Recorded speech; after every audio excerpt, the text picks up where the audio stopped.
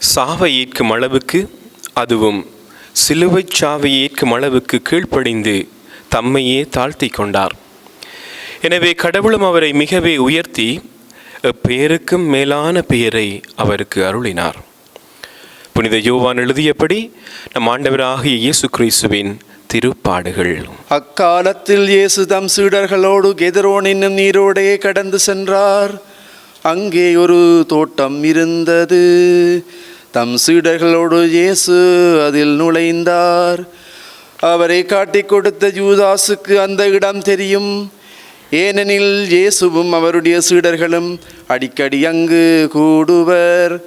படை பிரிவினரையும் தலைமை குருக்களும் பரிசேயரும் அனுப்பிய காவலர்களையும் கூட்டிக் கொண்டு யூதாசு விளக்குகளோடும் பந்தங்களோடும் படைக்கலங்களோடும் அங்கே வந்தான். தமக்கு நிகழப்போகிற அனைத்தையும் இயேசு அறிந்து அவர்கள் முன் சென்று, யாரை தேடுகிறீர்கள் என்று கேட்டார். அவர்கள் மறுமொழியாக, நாசரேத்து இயேசுவை தேடுகின்றோம் என்றார்கள். இயேசு, நான் தான் என்றார். அவரை காட்டிக் கொடுத்த யூதாசும் அவர்களோடு நின்று கொண்டிருந்தான். நான் தான் என்று இயேசு அவர்களிடம் சொன்னதும் அவர்கள் பின்வாங்கி தரையில் விழுந்தார்கள். யாரை தேடுகிறீர்கள் என்று இயேசு மீண்டும் அவர்களிடம் கேட்டார். அவர்கள், நாசரேத்து இயேசுவை தேடுகிறோம் என்றார்கள். இயேசு அவர்களை பார்த்து, நான் தான் என்று உங்களிடம் சொன்னேனே, நீங்கள் என்னை தேடுகின்றீர்கள் என்றால் இவர்களை போக விடுங்கள் என்றார். நீர் என்னிடம் ஒப்படைத்தவர்களுள் எவரையும் நான் இழந்து விடவில்லை என்று அவரே கூறியிருந்தது இவ்வாறு நிறைவேறியது. சீமோன் பேதுருவிடம் ஒரு வாள் இருந்தது.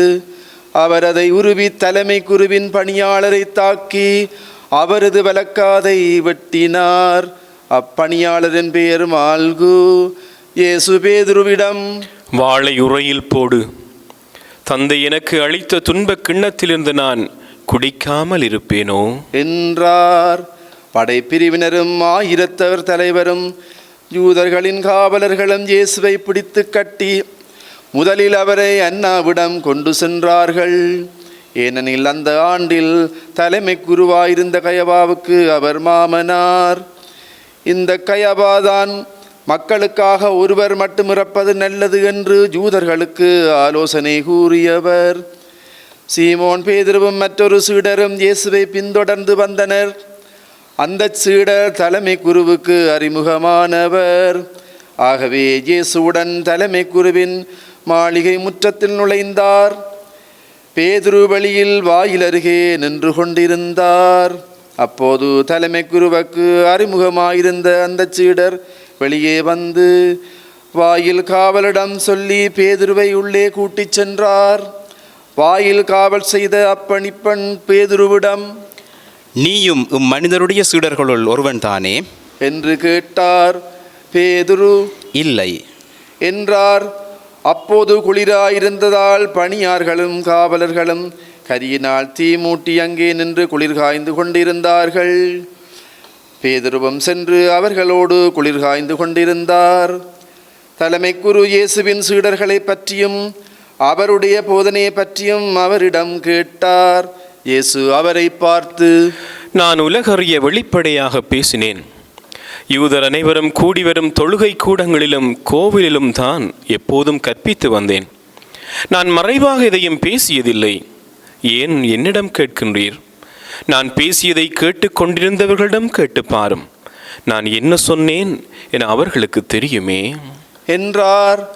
அவர் இப்படி சொன்னதால் அங்கு நின்று கொண்டிருந்த காவலர்களில் ஒருவர், தலைமை குருவுக்கு இப்படியா பதில் கூறுகிறாய் என்று சொல்லி இயேசுவின் கன்னத்தில் அறைந்தார். இயேசு அவரிடம், நான் தவறாக பேசியிருந்தால் தவறு என்னவென்று காட்டும். சரியாக பேசியிருந்தால் ஏன் என்னை அடிக்கிறீர் என்று கேட்டார். அதன்பின் அன்னா அவரை கட்டப்பட்ட நிலையில் தலைமை குரு கயவாவிடம் அனுப்பினார். சீமோன் பேதுரு அங்கு நின்று குளிர் காய்ந்து கொண்டிருந்தார். அப்போது அங்கிருந்தவர்கள் அவரிடம், நீயும் அவனுடைய சீடர்களுள் ஒருவன் தானே என்று கேட்டனர். அதற்கு அவர், இல்லை என்று மறுதலித்தார். தலைமை குருவின் பணியாளருள் ஒருவர், நான் உன்னை தோட்டத்தில் அவரோடு பார்க்கவில்லையா என்று கேட்டார். பேதுருவால் காது வெட்டப்பட்டவருக்கு இவர் உறவினர். பேதுரு மீண்டும் மறுதலித்தார். உடனே சேவல் கூவிற்று. அதன்பின் அவர்கள் கயபாவிடம் இருந்து ஆளுநர் மாளிகைக்கு இயேசுவை கொண்டு சென்றார்கள். அப்போது விடியற்காலம். பாஸ்கா உணவை உண்ணும் முன் தீட்டுப்படாமல் இருக்க ஆளுநர் மாளிகையில் அவர்கள் நுழையவில்லை. எனவே பிலாத்து வெளியே அவர்களிடம் வந்து, நீங்கள் இந்த ஆளுக்கு எதிராக கூறும் குற்றச்சாட்டு என்ன என்று கேட்டார். அதற்கு அவர்கள், இவன் குற்றம் செய்யாதிருந்திருந்தால் இவனை நாங்கள் உம்மிடம் ஒப்புவித்திருக்க மாட்டோம் என்றார்கள். பிலாத்து அவர்களிடம், நீங்கள் இவனை கொண்டு போய் உங்கள் சட்டப்படி இவனுக்கு தீர்ப்பு வழங்குங்கள் என்றார்.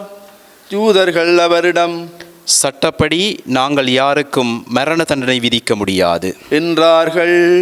இவ்வாறு தாம் இப்படிப்பட்ட சாவுக்கு உட்பட போகிறார் என்பதை குறிப்பிட்டு இயேசு கூறியிருந்ததை நிறைவேறச் செய்தார்கள். பிலாத்து மீண்டும் ஆளுநர் மாளிகைக்கு சென்று இயேசுவை கூப்பிட்டு அவரிடம், நீ ஜூதரின் அரசனா என்று கேட்டான். இயேசு மறுமொழியாக, நீராக இதை கேட்கிறீரா, அல்லது மற்றவர்கள் என்னை பற்றி உம்மிடம் சொன்னதை வைத்து கேட்கின்றீரா என்று கேட்டார். அதற்கு பிலாத்து, நான் ஒரு ஜூதனா என்ன? உன் இனத்தவரும் தலைமை குருக்களும் தானே உன்னை என்னிடம் ஒப்புவித்தார்கள். நீ என்ன செய்தாய் என்று கேட்டான். இயேசு மறுமொழியாக, எனது ஆட்சி இவ்வுலக ஆட்சி போன்றது அல்ல. அது இவ்வுலக ஆட்சி போன்றதாய் இருந்திருந்தால் நான் யூதர்களிடம் காட்டிக் கொடுக்கப்படாதவாறு என் காவலர்கள் போராடி இருப்பார்கள். ஆனால் என் ஆட்சி இவ்வுலக ஆட்சி போன்றது அல்ல என்றார். பிலாத்து அவரிடம், அப்படியானால் நீ அரசன்தானோ என்று கேட்டான். அதற்கு இயேசு, அரசன் என்று நீர் சொல்லுகிறீர்.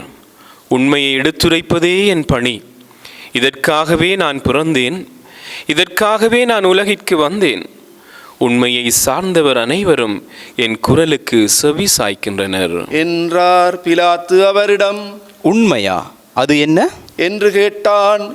இப்படி கேட்டபின் பிலாத்து மீண்டும் யூதரிடம் சென்று, இவனிடம் நான் குற்றம் ஒன்றும் காணவில்லையே என்றான். மேலும், பாஸ்கா விழாவின் போது உங்கள் விருப்பப்படி ஒரு கைதியை விடுதலை செய்யும் வழக்கம் உண்டே. ஜூதரின் அரசனாகிய இவனை நான் விடுதலை செய்யட்டுமா? உங்கள் விருப்பம் என்ன என்று கேட்டான். அதற்கு அவர்கள், இவன் வேண்டாம், பரபாவையே விடுதலை செய்யும் என்று மீண்டும் கத்தினார்கள். அந்த பரபா ஒரு கள்வன். பின்னர் பிலாத்து இயேசுவை சாட்டையால் அடிக்கச் செய்தான். வீரர்கள் ஒரு முள்முடி பின்னி அவர் தலையின் மேல் வைத்து செந்நிற மேலுடையை அவருக்கு அணிவித்தார்கள். அவரிடம் வந்து, ஜூதரின் அரசே வாழ்க என்று சொல்லி அவருடைய கன்னத்தில் அறைந்தார்கள். பிலாத்து மீண்டும் வெளியே வந்து அவர்களிடம், அவனை நான் உங்கள் முன் வெளியே கூட்டி வருகிறேன், பாருங்கள்.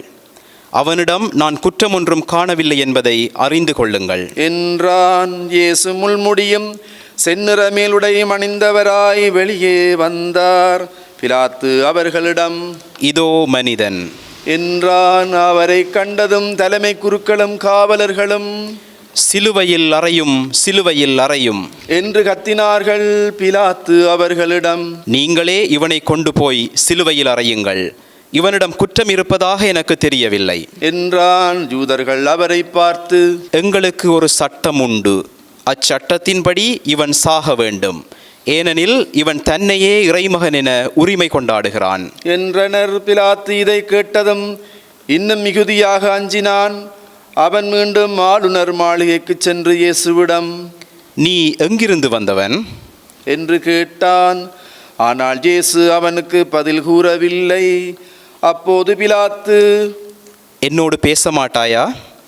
உன்னை விடுதலை செய்யவும் எனக்கு அதிகாரம் உண்டு, உன்னை சிலுவையில் அறையவும் எனக்கு அதிகாரம் உண்டு என்பது உனக்கு தெரியாதா என்றான். இயேசு மறுமொழியாக, மேலிருந்து அருளப்படாவிடில் உமக்கு என்மேல் எந்த அதிகாரமும் இராது. ஆகவே என்னை உம்மிடம் ஒப்புவித்தவன் தான் பெரும் பாவம் செய்தவன் என்றார். அது முதல் பிலாத்து அவரை விடுவிக்க வழி தேடினான். ஆனால் யூதர்கள், நீருவனை விடுவித்தால் சீசருடைய நண்பராய் இருக்க முடியாது, தம்மையை அரசராக்கி கொள்ளும் அவரும் சீசருக்கு எதிரி என்றார்கள். இவ்வார்த்தைகளை கேட்டதும் பிலாத்து இயேசுவை வெளியே கூட்டி வந்தான். கல்தளம் என்னும் இடத்தில் இருந்த நடுவர் இருக்கை மீது அமர்ந்தான். அந்த இடத்திற்கு எபிரேய மொழியில் கபதா என்பது பெயர். அன்று பாஸ்கா விழாவுக்கு ஏற்பாடு செய்யும் நாள். ஏறக்குறைய நண்பகல் வேளை பிலாத்து யூதர்களிடம், இதோ உங்களின் அரசன் என்றான். அவர்கள், ஒளிக ஒளிக, அவனை சிலுவையில் அறையும் என்று கத்தினார்கள். பிலாத்து அவர்களிடம், உங்கள் அரசனை நான் சிலுவையில் அறைய வேண்டும் என்கிறீர்களா என்று கேட்டான். அதற்கு தலைமை குருக்கள், எங்களுக்கு சீசரை தவிர வேறு அரசர் இல்லை என்றார்கள். அப்போது பிலாத்து அவரை சிலுவையில் அறையுமாறு அவர்களிடம் ஒப்புவித்தான். அவர்கள் இயேசுவை தம் பொறுப்பில் ஏற்றுக்கொண்டார்கள். இயேசு சிலுவையை தாமே சுமந்து கொண்டு மண்டையோட்டு இடம் என்னும் இடத்திற்கு சென்றார். அதற்கு எபிரேய மொழியில் கொல்கோதா என்பது பெயர். அங்கே அவர்கள் இயேசுவையும் அவரோடு வேறு இருவரையும் சிலுவையில் அறைந்தார்கள். அவ்விருவரையும் இரு பக்கங்களிலும் இயேசுவை நடுவிலுமாக அறைந்தார்கள். பிலாத்து குற்ற அறிக்கை ஒன்று எழுதி அதை சிலுவையின் மீது வைத்தான். அதில் நாசரேத்து இயேசு யூதர்களின் அரசன் என்று எழுதியிருந்தது. இயேசு சிலுவையில் அறையப்பட்ட இடம் நகரத்துக்கு அண்மையில் இருந்ததால் யூதர்கள் பலர் இந்த குற்ற அறிக்கையை வாசித்தனர். அது எபிரேயம், இலத்தீன், கிரேக்கம் ஆகிய மொழிகள் எழுதப்பட்டிருந்தது. யூதரின் தலைமை குருக்கள் பிலாத்திடம், ஜூதரின் அரசன் என்று எழுத வேண்டாம், மாறாக ஜூதரின் அரசன் நான் என்று அவனே சொல்லிக் கொண்டதாக எழுதும் என்று கேட்டுக்கொண்டார்கள். பிலாத்து அவர்களை பார்த்து, நான் எழுதியது எழுதியதே என்றான். இயேசுவை சிலுவையில் அறைந்தபின் படைவீரர் அவருடைய மேலுடைகளை 4 பாகமாக பிரித்து ஆளுக்கு ஒரு பாகம் எடுத்து கொண்டார்கள். அங்கியையும் அவர்களே எடுத்துக்கொண்டனர். அந்த அங்கி மேலிருந்து கீழ்வரை தையலே இல்லாமல் நெய்யப்பட்டிருந்தது.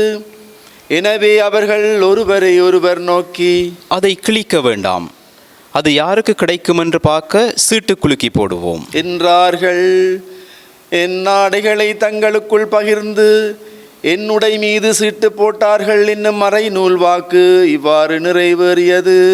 சிலுவை அருகில் இயேசுவின் தாயும் தாயின் சகோதரியும் குலோப்பாவின் மனைவியுமான மரியாவும் மகதலா மரியாவும் நின்று கொண்டிருந்தனர். இயேசு தம் தாயையும் அருகில் நின்ற தம் அன்பு சீடரையும் கண்டு தாயிடம், அம்மா, இவரே உன் மகன் என்றார். பின்னர் தம் சீடரிடம், இவரே உம் தாய் என்றார். அந்நேரம் முதல் அச்சீடர் அவரை தம் வீட்டில் ஏற்று ஆதரவு அளித்து வந்தார். இதன்பின் அனைத்தும் நிறைவேறிவிட்டது என்பதை அறிந்த இயேசு, தாகமாயிருக்கிறது என்றார். மறைநூலில் எழுதியுள்ளது நிறைவேறவே இவ்வாறு சொன்னார். அங்கே ஒரு பாத்திரம் நிறைய புளித்த திராட்சை ரசம் இருந்தது. அதில் கடற்பஞ்சை நன்கு தோய்த்து ஈசோப்பு தண்டில் பொருத்தி அதை அவர்கள் அவரது வாயில் வைத்தார்கள். அந்த ரசத்தை குடித்ததும் இயேசு, எல்லாம் நிறைவேறிற்று என்று கூறி தலை சாய்த்து ஆவியை ஒப்படைத்தார். அன்று பாஸ்கா விழாவுக்கு ஏற்பாடு செய்யும் நாள். அடுத்த நாள் ஓய்வு நாளாகவும் பெருநாளாகவும் இருந்தது. எனவே அன்று சிலுவையில் உடல்கள் தொங்கலாக என்பதற்காக கால்களை முறித்து சடலங்களை எடுத்து விடுமாறு யூதர்கள் பிலாத்திடம் கேட்டுக்கொண்டார்கள். ஆகவே படை வீரர் வந்து இயேசுவோடு சிலுவையில் அறையப்பட்டிருந்தவருள் ஒருவனுடைய கால்களை முதலில் முறித்தார்கள். பின்னர் மற்றவனுடைய கால்களையும் முறித்தார்கள். பின்பு அவர்கள் இயேசுவிடம் வந்தார்கள். அவர் ஏற்கனவே இறந்து போயிருந்ததைக் கண்டு அவருடைய கால்களை முறிக்கவில்லை. ஆனால் படை வீரருள் ஒருவர் இயேசுவின் விலாவை ஈட்டியால் குத்தினார். உடனே இரத்தமும் தண்ணீரும் வடிந்தன. இதை நேரில் கண்டவரே இதற்கு சாட்சி. அவரது சாட்சி உண்மையானதே. அவர் உண்மையை கூறுகிறார் என்பது அவருக்கு தெரியும். நீங்களும் நம்ப வேண்டும் என்பதற்காகவே அவர் இதை கூறுகின்றார். எந்த எலும்பு முறிபடாது என்னும் மறைநூல் வாக்கு இவ்வாறு நிறைவேறியது. மேலும் தாங்கள் ஊடுருவ குத்தியவரை உற்று நோக்குவார்கள் என்றும் மறைநூல் கூறுகின்றது. அரிமத்தியா ஊரைச் சேர்ந்த யோசேப்பு என்பவர் இயேசுவின் சீடர்களில் ஒருவர். யூதருக்கு அஞ்சியதால் தம்மை சீடர் என்று வெளிப்படையாக காட்டிக்கொள்ளாதவர். அவர் இயேசுவின் உடலை எடுத்து கொண்டு போக பிலாத்திடம் அனுமதி கேட்டார். பிலாத்தும் அனுமதி கொடுத்தான். யோசேப்பு வந்து இயேசுவின் சடலத்தை எடுத்து கொண்டு போனார். முன்பு ஒரு முறை இரவில் இயேசுவிடம் வந்த நிக்கோதோம் என்பவரும் அங்கு வந்து சேர்ந்தார். அவர் வெள்ளை பூளமும் சந்தனத்தூளும் கலந்து ஏறக்குறைய 30 கிலோகிராம் கொண்டு வந்தார்.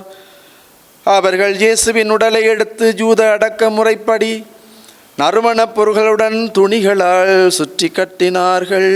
அவர்கள் சிலுவையில் அறையப்பட்டிருந்த இடத்தில் ஒரு தோட்டம் இருந்தது. அங்கே புதிய கல்லறை ஒன்று இருந்தது. அதில் அதுவரை யாரும் அடக்கம் செய்யப்படவில்லை.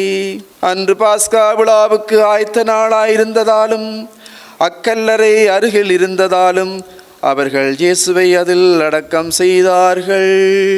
இது வாழ்வு தரும் கிறிஸ்து இயேசுவின் நற்செய்தி. கிறிஸ்துவே உமக்கு புகழ்.